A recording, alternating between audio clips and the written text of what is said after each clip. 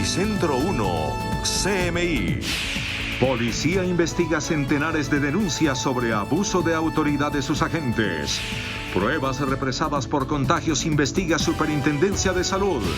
Hoy, nuevo día de récord de muertes y contagios. 8.934 nuevos casos. Contagio positivo tiene el consejero presidencial Emilio Archila. Fallece magistrado auxiliar de la Corte Suprema por COVID-19. Bogotá, Barranquilla, Medellín, Cali y Soledad, ciudades con mayores contagios y fallecimientos. Gobierno crea bonificación al cuerpo de salud por 450.000 millones de pesos. Bajan a 10 días encierro para pacientes positivos, pero asintomáticos. Piedad Córdoba se retira de la política y pide que Uribe y Petro hagan lo mismo. Monumental decomiso de cigarrillos de contrabando en Bogotá. Renuncia esposa del Contralor a cargo en la Fiscalía. Economía cayó 16% en los últimos 12 meses, revela el DANE. 480.000 trabajadores pierden su empleo en Bogotá en los primeros 3 meses del año. Se dispara fraude electrónico. 59% aumentan delitos informáticos. Respuesta tácita del presidente Duque al expresidente Santos. Brasil comienza a aplanar su curva de muertes y contagios. Inglaterra dice que tendrá Navidad normal. Presidente del Banco Agrario explica denuncia sobre licitación. Buenas noches, nuestros secretos de hoy. 1. Los aspirantes al cargo de Procurador General reciben un curioso, por no decir increíble, cuestionario. 2. Los malabares jurídicos de la presidencia para trasladar el día sin IVA. 3. ¿Por qué es inconstitucional la forma como el presidente Duque canceló el tercer día sin IVA? Y tengo ñapa. Como todos los viernes, los mejores memes de la semana. 1, 2, 3 y los mejores memes al cierre. Con Claudia Palacios y Luisa Tobo. Muy buenas noches. La Policía Nacional investiga 401 casos de abuso de autoridad en las que estarían involucrados centenares de agentes de la institución. Todos los hechos corresponden a denuncias radicadas durante lo que va corrido del año. En 2020 han sido denunciados 401 casos de presunto abuso de autoridad que podrían comprometer a miembros de la policía. Es decir, que diariamente se registran 2 denuncias en promedio. El 62% de los casos han sido denunciados en Bogotá. Dentro de las víctimas más frecuentes están vendedores ambulantes y habitantes de calle. Recientemente la Personería de Bogotá ha denunciado agresiones reiteradas en contra de personas transgénero. Presuntamente unos policiales corretearon e instigaron a personas trans dedicadas a actividades sexuales pagas, las cuales fueron presuntamente agredidas. Este tipo de situaciones no se ha presentado por primera vez. Ya es reiterada la solicitud de la Personería de Bogotá a la MEBOC para que se le dé respeto y buen trato a este grupo poblacional. De estas denuncias, 174 han llegado a la Procuraduría por considerarse las más graves. En 36 casos hay sanciones, otros 138 están pendientes. La Superintendencia de Salud llamó la atención de los laboratorios que están tomando las muestras para hacer las pruebas de COVID-19 por el retraso en la entrega de los resultados. Es que hay 30.000 represados. El superintendente Fabio Aristizábal informó que el organismo requirió a un total de 65 laboratorios en todo el país. Producto de esas investigaciones, se ha detectado irregularidades, malas prácticas, inconsistencias en procesamiento de muestras y demoras en la entrega de los resultados. Esto no es un juego. No podemos poner en riesgo la salud y la vida de las personas. Los laboratorios también deben cumplir con su obligación de efectuar el 100% del registro de los resultados de las pruebas procesadas. Según la Supersalud, son más de 30.000 las muestras pendientes por procesar. La demora en los resultados de las pruebas del COVID-19 dificulta el control de la pandemia.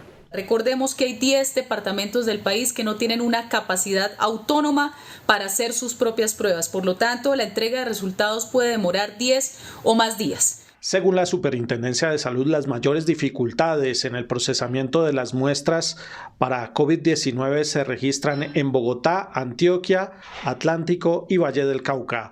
Juan Armando Rojas, Noticentro 1 CMI. Colombia reportó un nuevo récord de contagios y muertes por el coronavirus. Más de 8.934 nuevos casos y 259 fallecimientos.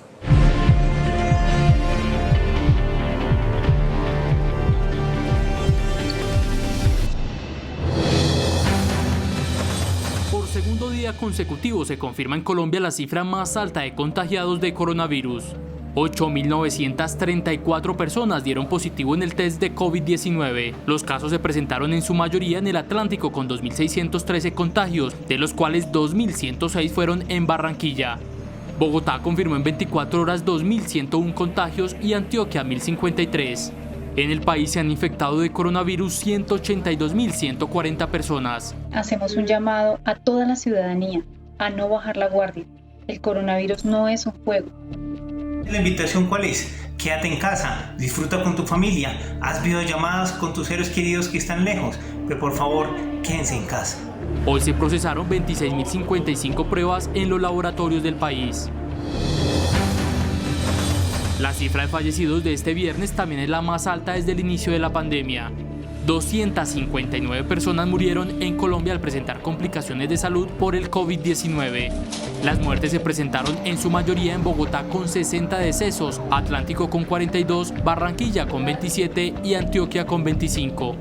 En el país son hasta hoy 6.288 muertes confirmadas por el Ministerio de Salud.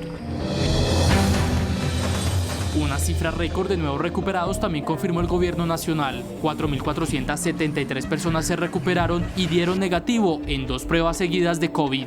En el país se han recuperado 80.637 colombianos.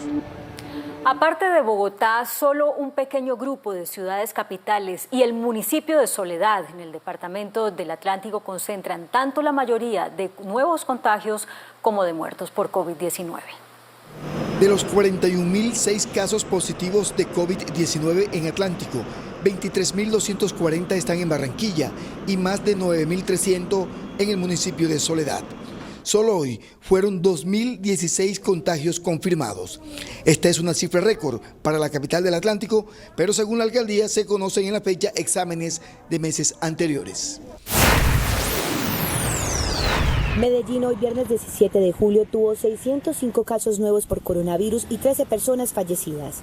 Con esto, la ciudad registra 7.107 casos acumulados, de los cuales 5.231 están activos. 98 personas en total han muerto por el virus en la ciudad.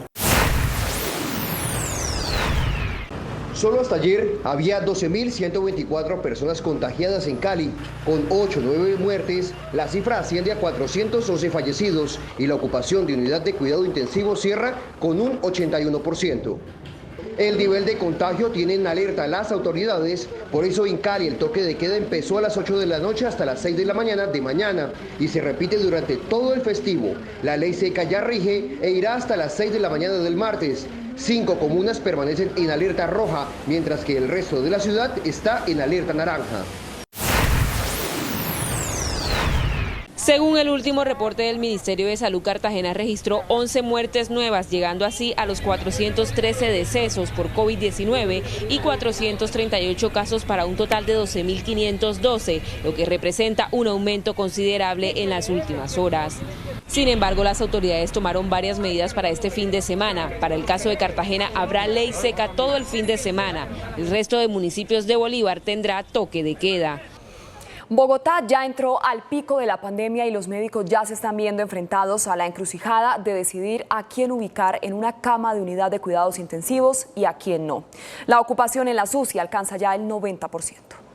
El momento de priorizar creo que ya se está dando en algunas instituciones. Con esta afirmación, el doctor William Aristizábal, gerente de la clínica Medical, una de las que ya está con sus camas al tope en la localidad de Kennedy, da cuenta de la saturación en la que están los hospitales de Bogotá. En este momento nosotros aquí tenemos 51 camas de UCI y 14 camas de cuidados intermedios y están ocupadas todas, pues hemos tenido que negar la recepción de más pacientes. ¿A quién darle cama y a quién no? esta es la encrucijada médica que ya se siente en la capital y la que vivió don Luis Antonio Nieto, un adulto mayor de 71 años con COVID quien duró 8 días en cola esperando por una UCI en el hospital de Fontibón. Llamó la médica que lo está atendiendo y le dijo a mi mamá que en últimas la remisión no iba a llegar, que se le estaba dando la prioridad a personas más jóvenes. Ante la insistencia de los familiares, la larga espera terminó y en las últimas horas fue trasladado al Hospital Simón Bolívar, donde enfrenta la lucha a muerte contra el COVID. En vista de la situación de la pandemia, él no contaba con recursos, ni trabajo, ni recursos económicos, ayudas del gobierno que se intentaron buscar en su momento. Él salió a hacer un turno de mecánica a Kennedy y ese día contrajo el virus. La falta de camas es solo uno de los problemas que enfrentan los médicos de cara al pico de la pandemia. No se consigue personal, no hay personal capacitado. Los medicamentos no están dando abasto para las necesidades que estamos teniendo. La letalidad del virus en Bogotá cada vez es mayor y las morgues de los hospitales también están al tope. Hemos tenido 3 o 4, hoy amanecimos con 14 y tenemos dificultades en Secretaría de Salud para lo que es el procesamiento de las licencias de inhumación. Los intensivistas del Hospital San Blas lanzaron un SOS a la alcaldesa Claudia López, porque aunque se amplió la capacidad hospitalaria, no así el personal médico, que pasó de atender 24 camas a 84, lo que los ha obligado a tener turnos incluso de hasta 36 horas. Y el consejero presidencial para la estabilización y la consolidación de la paz, Emilio Archila, dio positivo para COVID-19. Se ha informado que se encuentra asintomático y cumpliendo el aislamiento en su vivienda. Su oficina también dijo que se activaron los protocolos sanitarios para identificar a las personas con las que éste estuvo en contacto. Y víctima del coronavirus falleció un magistrado auxiliar de la Corte Suprema de Justicia. Marco Alfredo Morales Vela, de 46 años, era auxiliar del despacho del magistrado Eugenio Fernández Carlier. Murió mientras era atendido en cuidados intensivos, donde permaneció durante los últimos días. Morales estuvo vinculado durante 13 años en la Corte Suprema de Justicia, destacándose por su juicioso trabajo en la sala penal.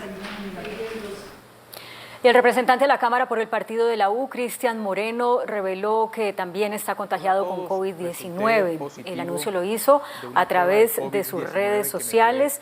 Dijo que es asintomático, que está cumpliendo con el aislamiento y todos los protocolos. El ministro de Salud, Fernando Ruiz, anunció el pago de una bonificación al personal de la salud que está en la primera línea de atención de los pacientes con coronavirus.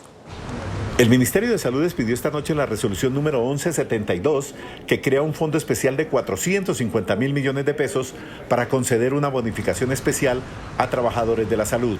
Una vez se consigne la información en este aplicativo, el Ministerio de Salud determinará los valores a pagar de acuerdo con el número de recursos que haya en esta canasta de 450.000 millones y la ADRES girará directamente a cada uno de los trabajadores de la salud. Este será un giro directo que le llegará a cada trabajador de la salud. Será un reconocimiento por única vez y de manera paulatina, como decía, lo iremos girando, empezando por los lugares que ya experimentaron la mayor afectación de la epidemia, como fue el departamento del Amazonas, la ciudad de Tumaco, la ciudad de Cartagena y la ciudad de Barranquilla. El beneficio será no solo para los trabajadores que están en clínicas atendiendo pacientes COVID, sino para quienes hacen trabajo de campo recolectando pruebas. El presidente Iván Duque anunció esta noche que el Hotel Tequendama de Bogotá ha sido el primero en recibir la certificación de bioseguridad que le permite volver a recibir huéspedes. El histórico Hotel Tequendama de Bogotá es el primero de su clase habilitado para recibir huéspedes, anunció esta noche el presidente Iván Duque. Por eso el Gobierno Nacional emitió una certificación de bioseguridad para el sector hotelero. Y hoy hemos visto cómo desde el Hotel Tequendama se constituye en el primer hotel de nuestro país que tiene esa certificación, y que el haber hecho este piloto en el Hotel Tequendama nos va a permitir también extenderlo a todo el sector hotelero de nuestro país. El ministro de Comercio, José Manuel Restrepo, anunció que el sector turismo y hotelero en los municipios no COVID también está realizando pruebas para la reactivación plena. Una nueva disposición de las autoridades de salud redujo el tiempo de cuarentena para las personas contagiadas con COVID-19 que no presentan síntomas. Al mismo tiempo, estos pacientes no requerirán una segunda prueba. Las autoridades de salud redujeron a 10 días la cuarentena para pacientes asintomáticos con COVID-19. A partir del 3 de julio, el Ministerio de Salud publicó unos lineamientos clínicos en los cuales para personas con COVID leve o asintomáticos con manejo ambulatorio se les puede terminar el aislamiento cuando lleven más de 10 días de estar aislados. Desde la Secretaría de Salud de Antioquia se informó que los asintomáticos no requerirán obligatoriamente una segunda prueba. Sin embargo, los epidemiólogos advierten que los portadores del virus que no presenten dolencias no dejan de ser transmisores del COVID-19. Los asintomáticos, verdaderamente sintomáticos, o sea, los que nunca muestran ninguna sintomatología o si acaso muestran un cuadro muy leve, tienen menos capacidad de contagio, pero eso no los exime de ser un riesgo para la demás gente que está a su alrededor. Las autoridades de salud insisten en que las personas contagiadas con el virus se aíslen aunque no presenten síntomas. Y la Federación Odontológica Colombiana reveló que desde el comienzo del confinamiento debido al COVID-19 las consultas han caído en 50% y calculan las pérdidas para este sector en 250.000 millones de pesos mensuales. Los 58.000 odontólogos que atienden consultas en el país a partir de la emergencia por el coronavirus han sufrido una caída a la mitad en el número de pacientes que utilizan ese servicio de salud, según la Federación Odontológica Colombiana. No se pueden atender la misma cantidad de pacientes que antes porque obviamente nos corresponde hacer el aislamiento social, no se puede tener pacientes en sala de espera, toca citarlos cada hora y media espaciados entre paciente y paciente.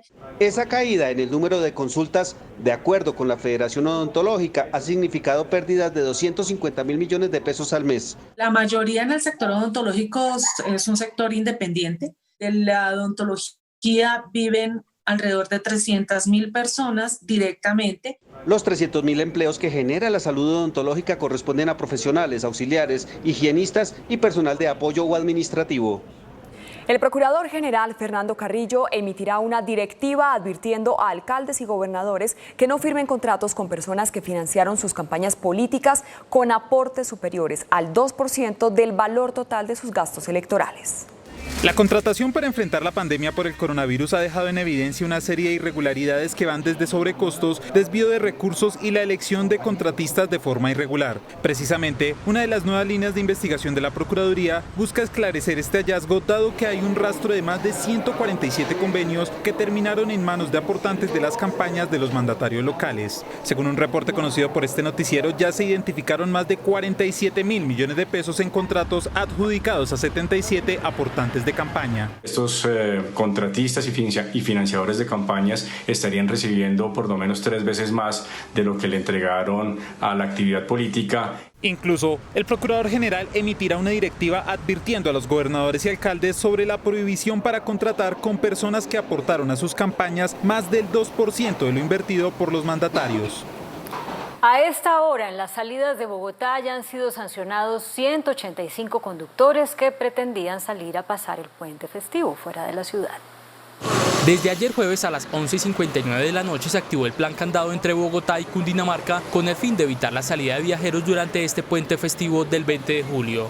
Se dispuso mediante decreto departamental número 350 el aislamiento y restricción a la movilidad entre los 116 municipios del departamento. La Policía de Tránsito y Transporte reforzó los controles con el fin de evitar la salida de viajeros a los 116 municipios del departamento de Cundinamarca. Más de 30.000 unidades de la Policía Nacional, entre ellos 7.000 de la Dirección de Tránsito y Transporte, estaremos acompañando y se han hecho las coordinaciones con los señores alcaldes y gobernadores con el fin de evitar que se movilicen ciudadanos que no están dentro de las excepciones. La restricción irá hasta el próximo lunes 20 de julio a la medianoche.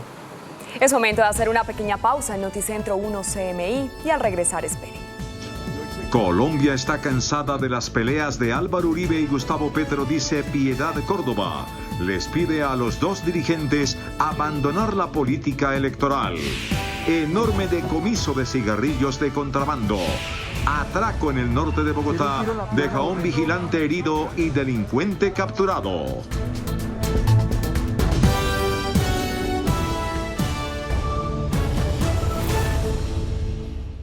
En conversación con Noticentro 1 CMI, la ex senadora Piedad Córdoba aseguró que el país está cansado de las peleas entre Álvaro Uribe y Gustavo Petro y le sugirió a ambos políticos dar un paso al costado para que entren nuevas voces a la política colombiana.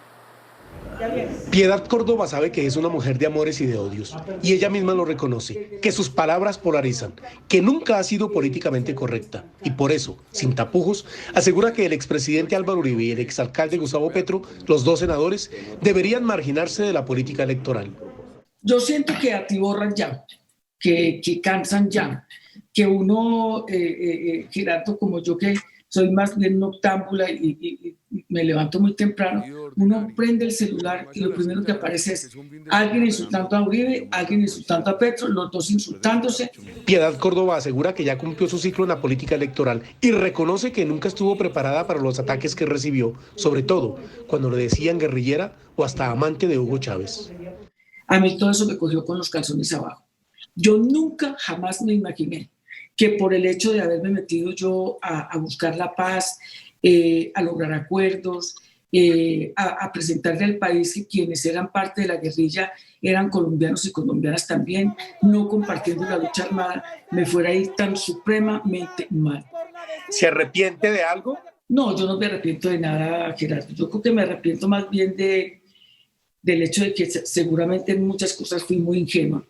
Pero ¿cómo me voy a arrepentir de haber liberado 42 personas, entre policías, militares, civiles que eran políticos, para lograr abrir el proceso de paz? A nadie se le puede olvidar que ese fue realmente la puerta de entrada hacia la discusión de un proceso de paz en el país, porque eran exigencias tanto del presidente Santos como del presidente Uribe, que nadie, Gerardo, se atrevió a hacer. Con la tranquilidad de saber que no va a volver a aspirar a ningún cargo de elección popular, Piedad Córdoba dice que su trabajo en defensa de los derechos humanos, de los más necesitados y de la paz, siempre la tendrá como una firme combatiente.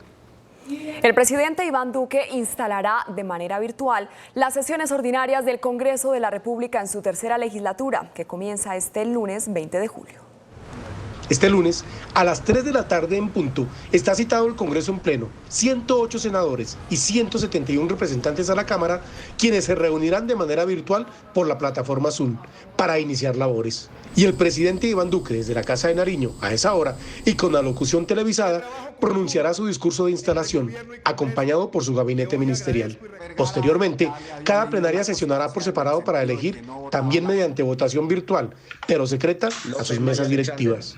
Para ello vamos a tener el acompañamiento técnico y jurídico de la Procuraduría General de la Nación para garantizar que esa elección sea una elección transparente. En el Senado, como presidente será elegido el barranquillero de Cambio Radical Arturo Char, en reemplazo del liberal Lidio García, y en la Cámara la presidencia estará en cabeza del representante antioqueño conservador Germán Blanco, quien asume en vez de Carlos Cuenca de Cambio Radical.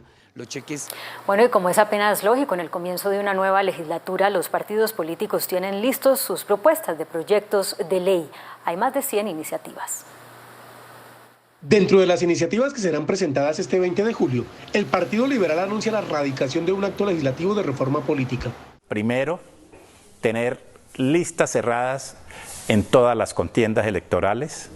Segundo, financiación estatal por parte del Estado de todas las campañas políticas. En el Centro Democrático anuncian la radicación de 150 proyectos de ley, entre ellos que el subsidio de ingresos solidarios sea permanente y otros. Propondremos un impuesto al salario de los congresistas, un bono para los niños de escasos recursos que nacen en el país, que ya lo habíamos presentado anteriormente también. Cambio Radical presentará un proyecto para la reforma al sistema de salud que tiene el aval del gobierno. Y buscamos dotar al sistema de salud de Colombia de políticas, mecanismos, instrumentos que permitan una salud pública que genere bienestar, calidad de vida y la prestación de un servicio de calidad a los colombianos. El Partido Conservador insistirá en su propuesta de reglamentar la protesta social y en bajar el cobro de intereses de las tarjetas de crédito. El Partido Verde insistirá en su propuesta de una ley para crear una renta básica de un salario mínimo mensual para los más necesitados. Vamos a luchar para entregarle al pueblo colombiano este apoyo de la renta básica de emergencia. El Polo Democrático buscará una reforma de los sistemas de inteligencia y contrainteligencia de las Fuerzas Armadas. Además, varios partidos insistirán en legalizar el uso y servicio de plataformas digitales de transporte y otras iniciativas que apuntan al teletrabajo. El suspendido gobernador de Antioquia, Aníbal Gaviria, dijo que apelará a instancias internacionales si es necesario para demostrar su inocencia en el caso judicial en su contra. En su pronunciamiento, el gobernador de Antioquia suspendido, Aníbal Gaviria, dijo que acudirá a instancias internacionales para impugnar la decisión de la Corte Suprema de Justicia que negó su libertad. Pero la rebatiré como corresponde en derecho y con todos los argumentos en las instancias nacionales e internacionales a que haya lugar. Gaviria también anunció que reforzará su equipo jurídico.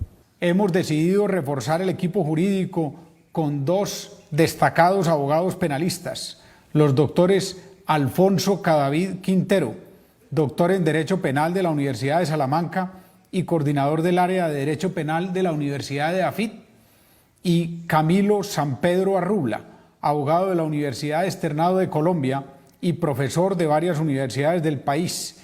Por último, el gobernador suspendido lamentó no poder liderar los planes de contingencia para el coronavirus y se solidarizó con las víctimas en el departamento pese a estar retirado de su cargo. La policía reportó la mayor incautación de cigarrillos de contrabando, oigan bien, en toda la historia de Colombia. Según el reporte de la policía, fueron 10 contenedores con 96 millones de unidades de cigarrillos que llegaron hasta Bogotá sin ningún documento de importación. Cada cajetilla de cigarrillos se vende en el mercado ilegal en Colombia en 3.000 pesos, por lo que podríamos indicar que en esta operación evitamos que estos contrabandistas recibieran aproximadamente 15.000 millones de pesos en ganancias irregulares.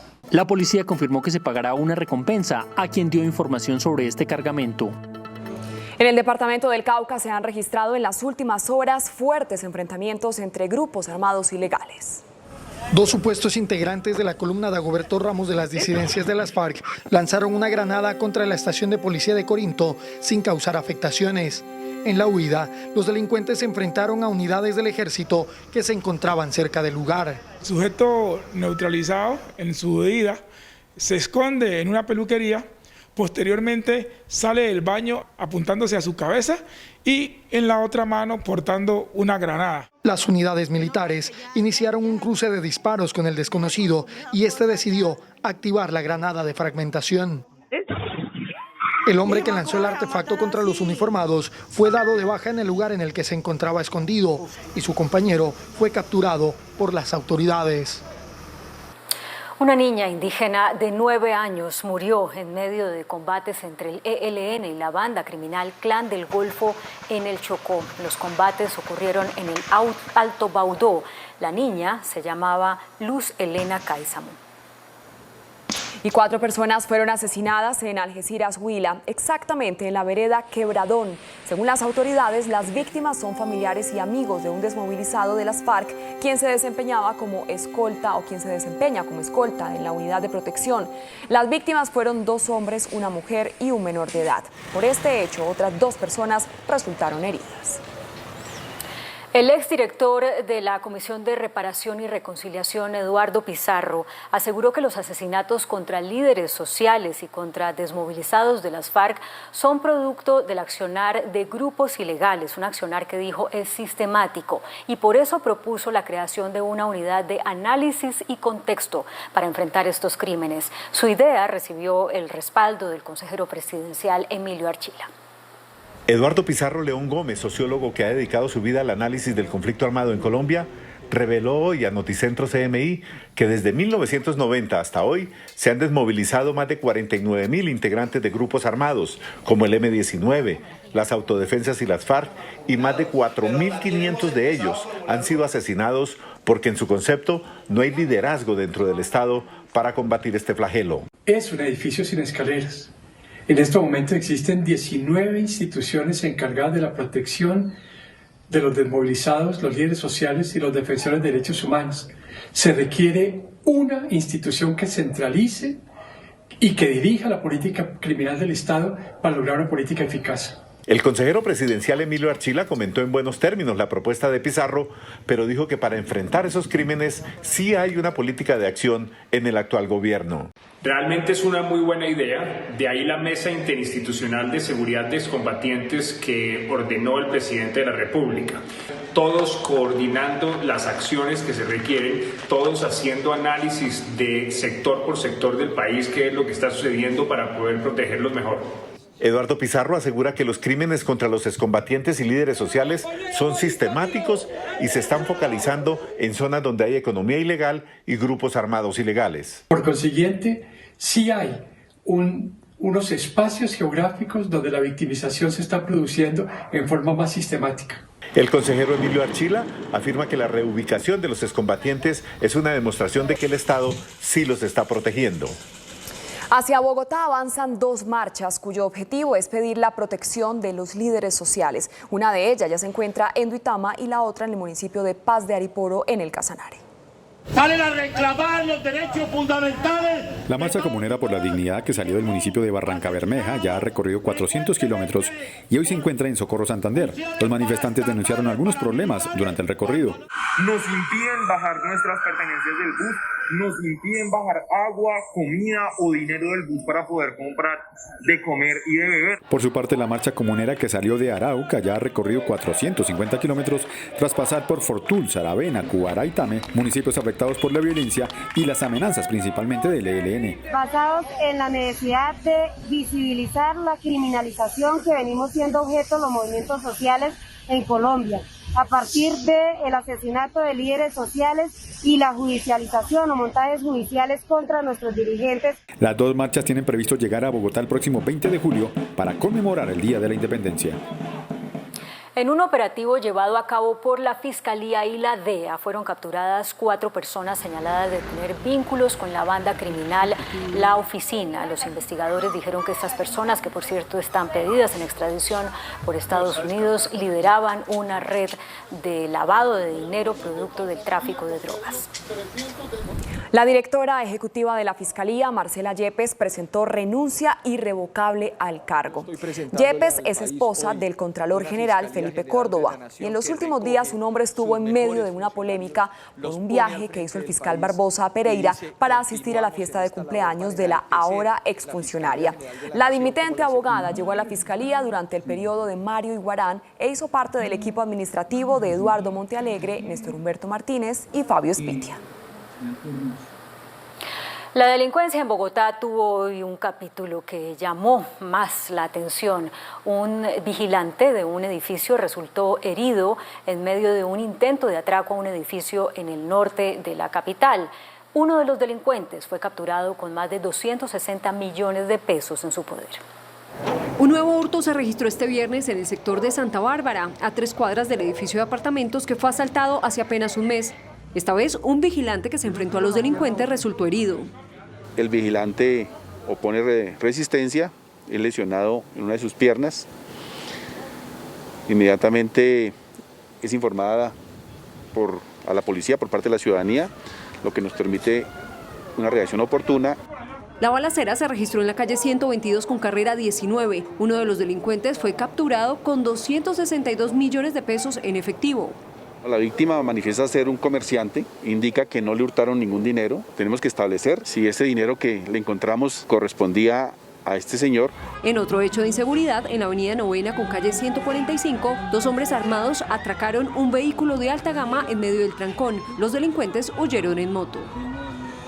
El director de la Agencia de Seguridad Vial, Luis Lota, reveló que en la mayoría de los siniestros viales hay involucrado un motociclista. Se fortalecen campañas de seguridad vial para evitar que esta tendencia continúe. Concentración a la hora de manejar, cinturón de seguridad, ojos bien puestos en la vía y la responsabilidad de ciclistas y peatones son parte de las recomendaciones de la Agencia de Seguridad Vial para reducir los índices de accidentalidad en el país. Y es que de acuerdo con cifras de medicina legal, los siniestros siguen siendo altos, aunque en el último año se presentó una disminución. Gran porcentaje de las muertes en las vías son motociclistas. En 2019, un segundo año en la última década, se lograron salvar vidas en comparación al año inmediatamente anterior. Afortunadamente logramos este trabajo de manera conjunta con los territorios y gracias al apoyo del Ministerio de Transporte. El número de lesionados y fallecidos pasó de 39.517 en 2018 a 36.812 en 2019, lo que representó una reducción de 6,8%. Solo en fallecidos se registraron 6.850 en 2018, con una leve disminución al cierre de 2019 con 6.826. 54% del total son motociclistas, seguido de peatones con 26% y ciclistas con 6,3%. El 82% de los fallecidos son hombres. Se busca el fortalecimiento de las campañas para reducir los siniestros viales. Hay que tener más cuidado al manejar. Hacemos una nueva pausa en Noticentro 1 CMI. Al regresar desarrollaremos más noticias. El DANE revela nuevos datos que confirman la magnitud del desplome económico por la pandemia. En mayo la caída fue de 16%. Cerca de 500.000 bogotanos perdieron sus empleos por la pandemia, revela informe de gremios y centros de estudios económicos. La economía reportó leves signos de recuperación en mayo, pese a que las cifras siguen estando en terreno negativo. El director del DANE, Juan Daniel Oviedo, reveló que la economía cayó 16% entre mayo de 2019 y mayo del 2020. El cierre de negocios y de empresas por la cuarentena explica este comportamiento. Entre enero y abril, la caída había sido de menos 4%, mientras que la economía entre enero y mayo se desplomó 7%. Sin embargo, la industria dio señales de mejora. Las actividades de manufactura tuvieron un mejor desempeño en materia de sus ventas reales, a pesar de que su crecimiento fue negativo frente al de abril. Los sectores más afectados por el desplome económico son servicios públicos, transporte, comercio, alojamiento y restaurantes, entre otros. Y en Bogotá, desde que comenzó la pandemia, se han perdido alrededor de 500.000 empleos. Eso es lo que revela un informe presentado por varios gremios y por un centro de estudios económicos de la capital. Los primeros meses de la pandemia generaron un dramático efecto en la economía capitalina. Según el informe de los gremios, 484.000 bogotanos perdieron su empleo entre marzo y mayo, llegando a 990.000 desempleados. Por eso, insisten en la necesidad de mantener un confinamiento sectorizado y no general. Creemos que lo conveniente es persistir e insistir en cuarentenas segmentadas, parciales, diferenciadas y estratégicas, que nos permita contener el virus. En los primeros 3 meses de la pandemia, Bogotá generó el 20% de los desempleados del país. Mantener la reapertura progresiva de los sectores económicos que tienen bajo riesgo de contacto, pero un alto efecto en mantener el empleo y la supervivencia empresarial. La tasa de desocupación pasó del 11% al 19,2%, comparado con el mismo periodo del año anterior. La aerolínea LATAM reveló que tramita ante el Ministerio de Trabajo una autorización para despedir a más de 500 trabajadores. Esta es la carta que presentó la aerolínea LATAM ante el Ministerio de Trabajo, en la que se solicita el retiro de 523 de sus trabajadores por la crisis financiera de la compañía. La empresa replantea su operación una vez se reactive la industria, pero solo se necesitaría del 63% de la planta de personal actual. La aerolínea, que se acogió a un proceso de reorganización en Estados Unidos, busca minimizar los efectos negativos que ha traído la emergencia sanitaria del coronavirus. Se pide una pronta respuesta del ministerio, ya que en la mayoría de los casos puede durar hasta meses. Y Ecopetrol ajustó su plan de inversión, lo elevó a $3.400 millones. Luego de hacer un nuevo análisis de la situación actual, la Junta Directiva de la petrolera consideró que sí es viable hacer el aumento para mantener la producción diaria de 700.000 barriles de petróleo. Un informe de las autoridades y del sector financiero revela que los fraudes por Internet se dispararon durante la cuarentena ordenada por los contagios de coronavirus. A la par con el aumento de las transacciones financieras por Internet, en época de pandemia, los delitos informáticos también se han disparado. En el primer semestre del año se contabilizaron más de 17.000 casos de denuncias por estos delitos. El aumento fue de 59%. ¿Qué están haciendo los bancos para enfrentar los fraudes por Internet? Nosotros recibimos las alertas, las procesamos buscamos gestionarlas para dar el apoyo de respuesta que se requiere por parte del sector o por parte de la banca. En el primer semestre del año se presentaron 6.650 casos de hurto, 2.870 casos de violación de datos personales y 2.103 denuncias por suplantación de sitios web. Hoy se conoció un estudio de la Aeronáutica Civil sobre la ampliación del aeropuerto El Dorado. El estudio arroja 20 posibles escenarios. De acuerdo con el estudio realizado por una firma internacional, la capital del país tiene las condiciones para aumentar su capacidad aeronáutica. Se trata de 20 opciones, de las cuales la más viable es la implementación de 2 pistas adicionales en una terminal aérea adicional al aeropuerto El Dorado.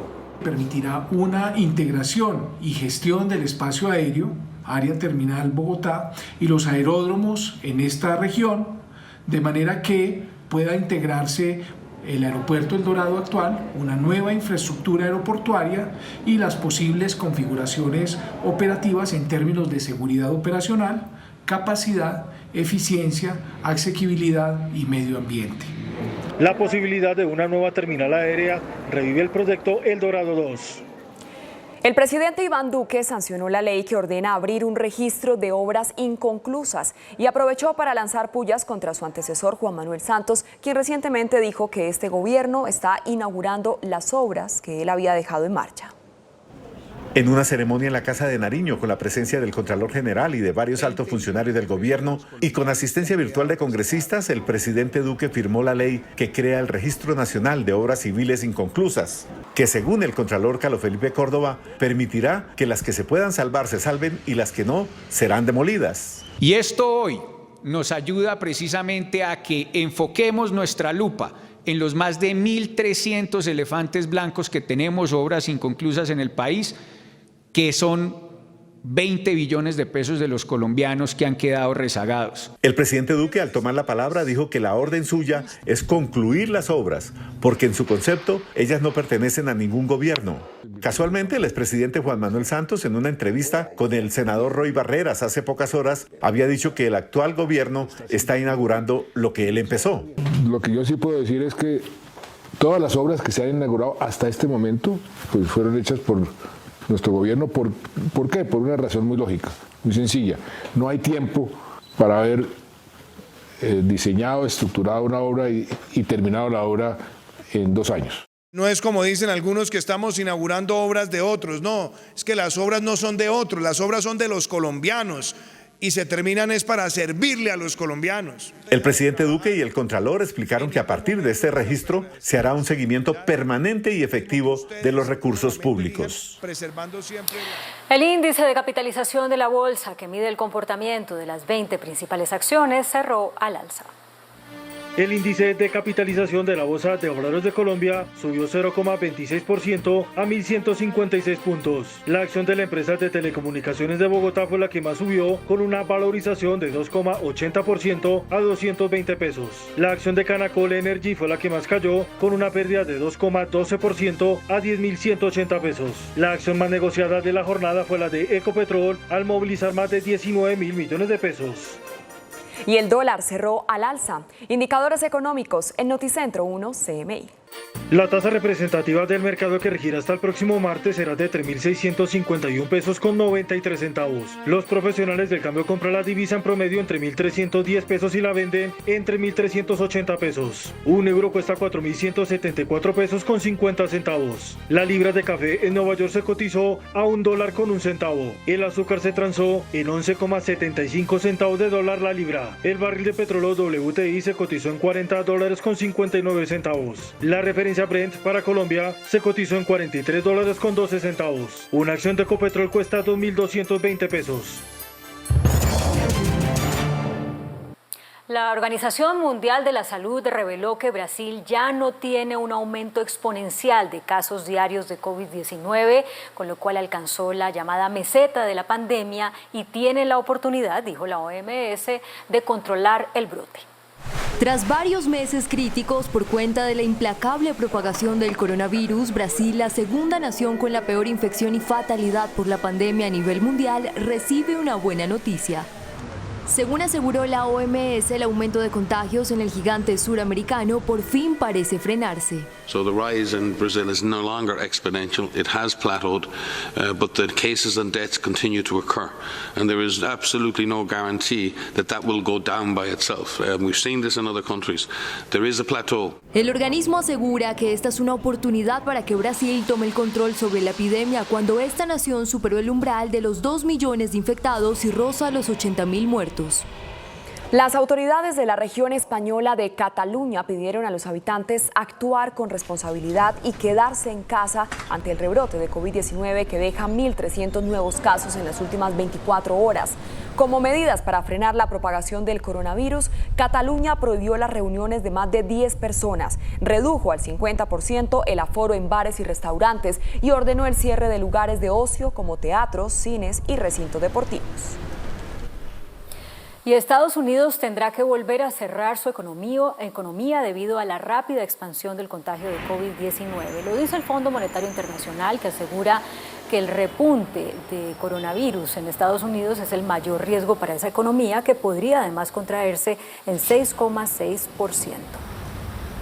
Y el primer ministro británico Boris Johnson reveló la hoja de ruta que seguirá Inglaterra para un paulatino retorno a las actividades suspendidas por la pandemia del coronavirus. Desde agosto, el gobierno permitirá el regreso al trabajo presencial y reabrirá los lugares de ocio. Para inicios de octubre se plantea el regreso de algunos eventos masivos y no se descarta permitir un retorno a la completa normalidad para antes de Navidad. El gobierno de Nicolás Maduro dijo que le declara la guerra a los migrantes de ese país que están intentando ingresar a territorio venezolano por las llamadas trochas. El ministro del Interior venezolano, Néstor Reverol, aseguró que los ciudadanos que pretendan ingresar de esa manera serán procesados bajo la ley contra el terrorismo y la delincuencia organizada, que contempla penas entre 8 y 12 años de prisión. Y de una forma particular se saludaron los líderes de la Unión Europea. El roce de codos y el distanciamiento físico enmarcaron el primer encuentro de los presidentes y jefes de Estado que se reunieron en Bruselas para definir las medidas de recuperación del bloque tras la crisis generada por el COVID. Y el empresario barranquillero Alex Saab, capturado en Cabo Verde, apeló la extradición que aprobó ese país para mandarlo a Estados Unidos justo en el día en el que se vencía el plazo para hacerlo. La defensa del presunto testaferro de Nicolás Maduro presentó una impugnación de aproximadamente 60 páginas ante el tribunal que lleva el caso y que decidirá el futuro del proceso que ya fue avalado por el gobierno del archipiélago. El pedido de nulidad fue presentado tras un infructuoso acercamiento de Saab con la justicia estadounidense.